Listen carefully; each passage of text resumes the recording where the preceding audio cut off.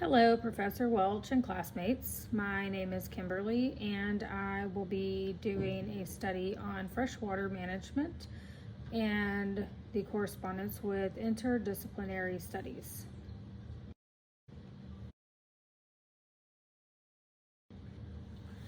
An estimated 25% of the total world population today faces a glooming water crisis because of inefficient water management systems that have been put in place. This situation is made worse by the fact that many parts of the world have limited access to fresh water, more so in the third world nations. The interlinked nature of water management means that the solution to the looming crisis must be multifaceted and must involve many stakeholders from different organizations and from different industries. More specifically, businesses and organizational leaders need to take their place in the conservation because their position provide them with platforms that would allow them to develop innovative freshwater management systems that would improve access. This paper explores the role of business and organizational leadership in freshwater management and maps out the major challenges and choices that business and organizational leaders are faced with in an effort to improve water security in the 21st century. The paper will also explore how organizational leadership can be nurtured and catalyzed through capacity building and development for individuals and organizations to deliver on the shared vision for water management. The paper suggests the adoption of modern business and organizational approaches that will be fundamental in expanding individual and collective leadership at all levels and combine cognitive competencies that encompass an in-depth knowledge of integrated water management systems with transformational leadership initiative.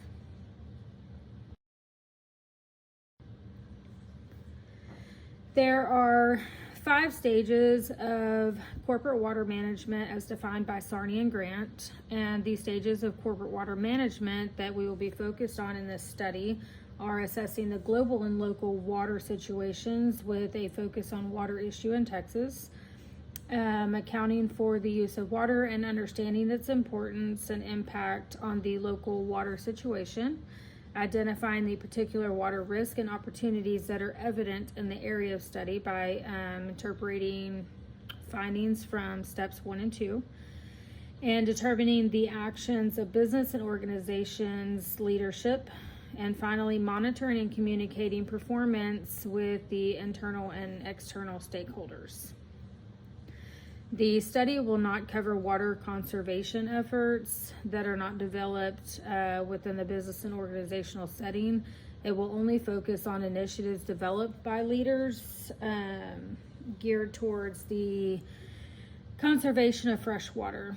As such, other stakeholder initiatives that are from a leadership position will not be considered. The study will also not include conservation efforts that are directed towards the conservation of water or water bodies that do not provide fresh water.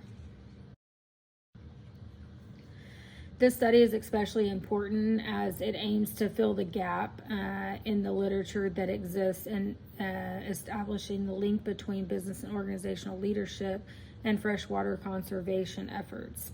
Historically, the linkage between full business value and freshwater conservation and stewardship has been missing from the corporate agenda.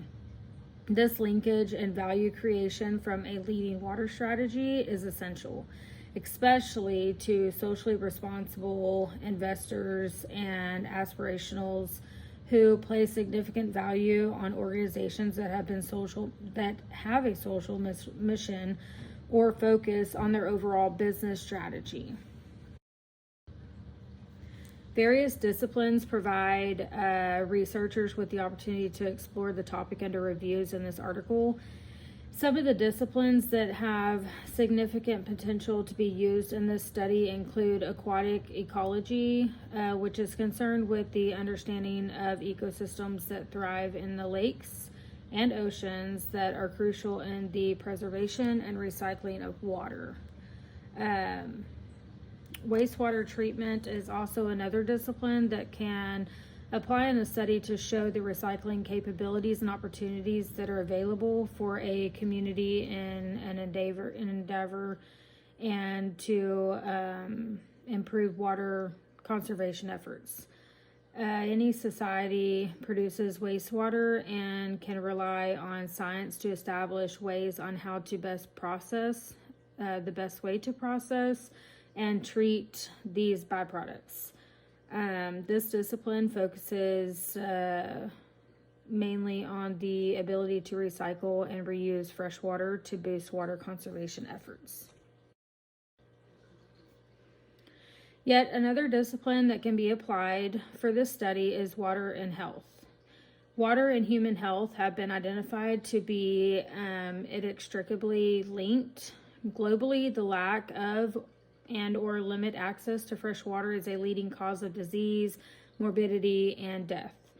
The discipline therefore suggests that concerted efforts directed towards the management and conservation of fresh water will yield better health outcomes for the individuals in a given setting. In freshwater management, Darwell from 2018 proposes that the global pressures on the freshwater ecosystems are high and are rising by the day. The current use of water resources has led to a significant decline in the amount of fresh water available for human consumption and activities. The causes of this decline range from hydrological alterations, habitat degradations, exploitations, pollution, and multiple impacts of climate change. Despite there being policies that are aimed at mitigating these risks, they are rarely, if ever, implemented, more so with sufficient conviction and enforcement. As such, these propose for the unification of leaders and various specialists in researching, data synthesis, analysis, education, and outreach to improve the implementation of these policies to improve freshwater conservation efforts. Managing freshwater resources is increasingly difficult and dynamic.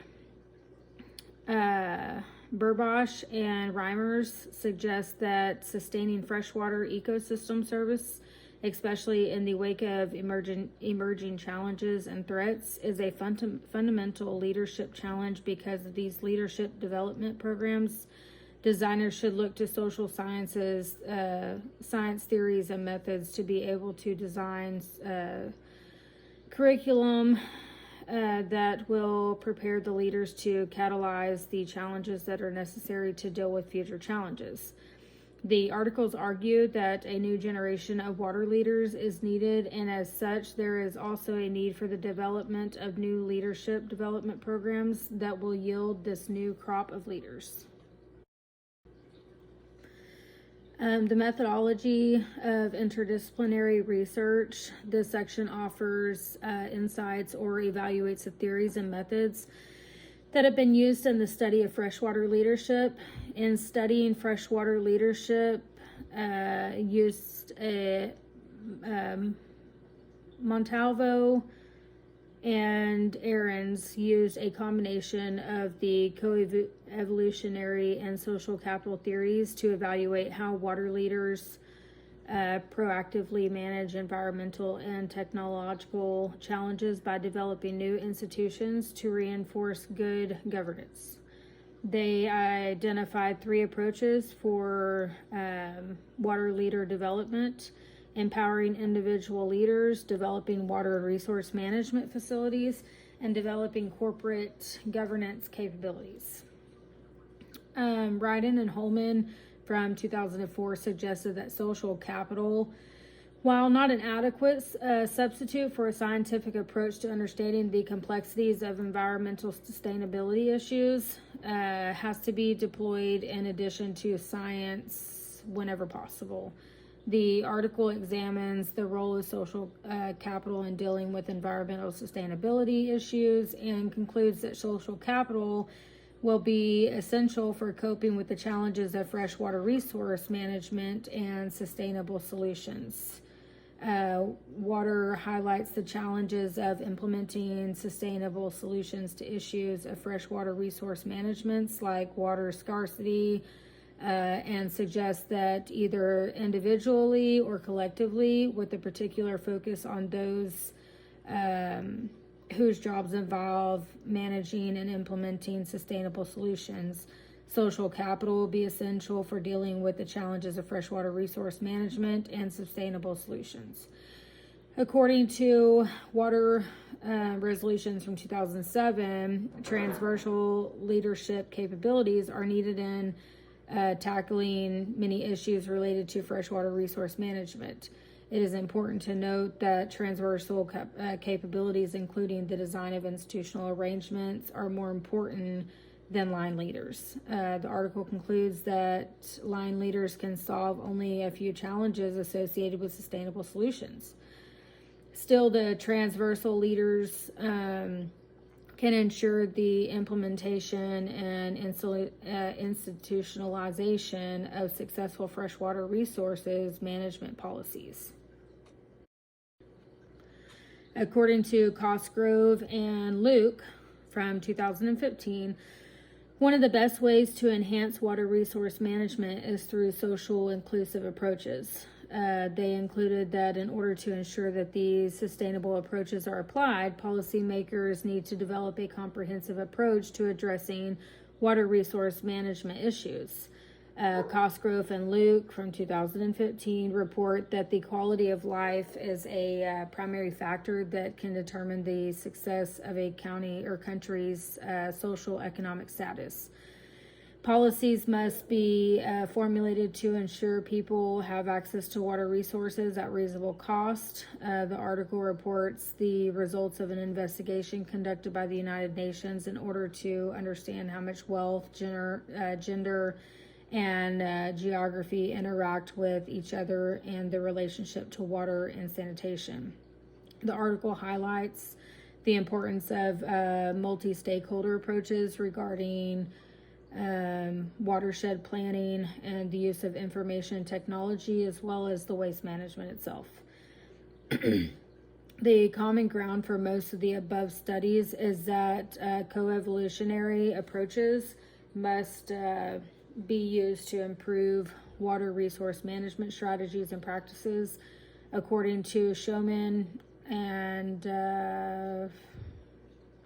Finlayson, 2014, the conventional paradigm for dealing with water resource management requires a co-evolutionary approach when it comes to regarding sustainability. These are many benefits associated with using co-evolutionary approaches in dealing with water resource management issues. Multiple factors are advantage when dealing with co-evolutionary interventions, although there is a lot of research on the application of co-evolutionary approaches for dealing with water resource issues. There is still so much more work that needs to be done. In conclusion, ensuring sustainable practices for efficient water management systems is vital. The strategy for dealing with factors that affect water quality, such as industrial pollution and its interaction with other environmental factors, should be, though, the use of co-evolutionary approaches. One of the critical strategies that policymakers can follow in order to incentivize individuals is to provide them with information on how their decisions impact others. Thus, effective strategies must be developed to deal with water resource management issues.